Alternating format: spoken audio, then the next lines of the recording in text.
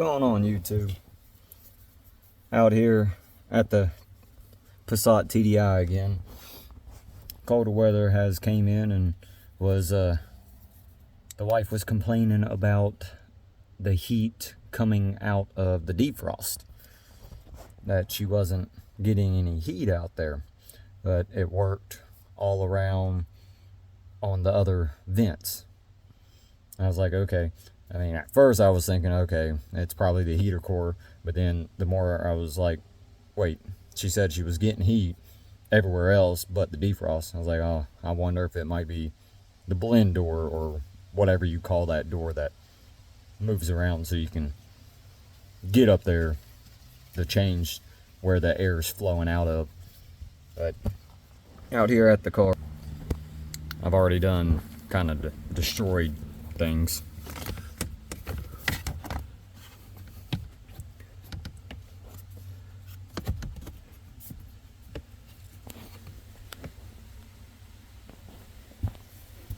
Alright, well, first of all, little glove box compartment that sits right here to the left of the steering wheel. So you're going to open it up and pull it down, and when it comes down, you got that little tab right there, and then this little tab that's connected on the inside right here on both sides. Just push them inward together, and then the door itself will drop down, and once it drops down, so right there, more or less just give it a big old tug. The little backside is just sitting. Pull that out of the way. Once you get that out of the way, no, I didn't even put it back in there, but you have your OBD 2 port that's sitting right up in there. There's two little tabs that are connected underneath here. All I did was just take a flathead, went up underneath or in between the port itself and the plastic piece, popped it loose, and then pushed it back. And from there,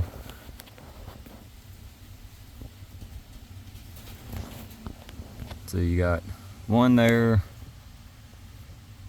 you got one there, and oh, need to get some light. And then you got one screw there. T20, get them up out of the way. Then you can pull this down. And then back there in the very back, there's a little rod that sticks out. And you just kind of have to yank on it. But it just slides right on out. Pull this cover out of the way. So that rod just slides right in there. So just yank it out of the way.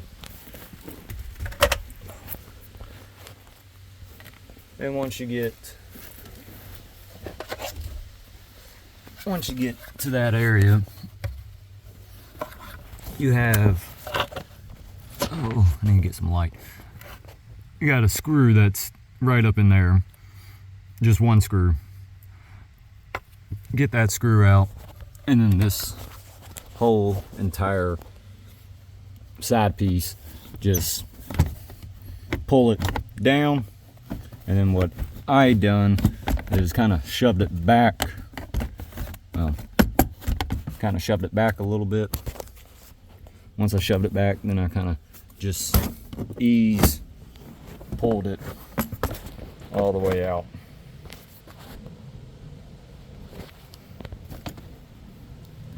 And that's the entire piece. Get it out of the way. And then you're exposed up underneath. Now, I went ahead and done this, but oh, of course it ain't gonna stay. You got your little foot thing, air directional, whatever, tube. It's got two screws. You got one that's right there, and then one that's right there. Get that, and then literally this thing will just fall out. I did that just to kind of get a little bit more room. underneath. But then once you got all that out of the way, so then you got this little black cover right here.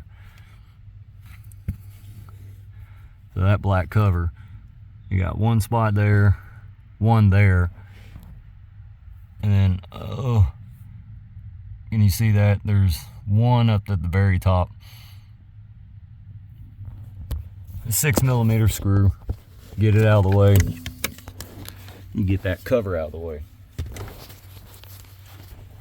Once you get that cover out of the way, now you're exposed to your heater core if you want to, you know, take care of it while you're at it.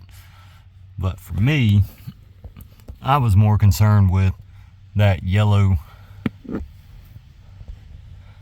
shaft right there.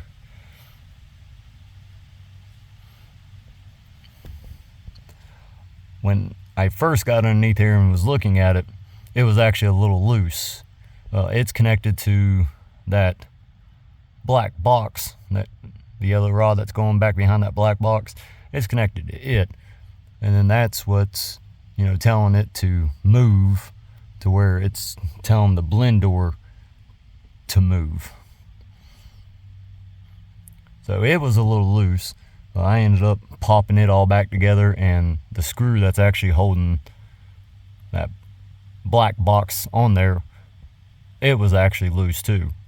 So I ended up screwing all of it back tight, pushing up onto that arm, getting it tight again. And then now I can actually feel airflow coming out of the defrost whenever I switch it over there. So I know she'll be happy about that, especially since winter's right around the corner and we're getting to some cooler air. And then just reverse do everything, put everything back together. But I hope it helps anybody out that's got a TDI and having issues with the blend door. Luckily for me, the blend door itself, it was just that arm that was loose, and it just wasn't, I guess, making a good connection to be able to rotate, move that arm to move the blend door. But y'all have a good day. I know the wife is going to be happy on this one, so that's a win for me.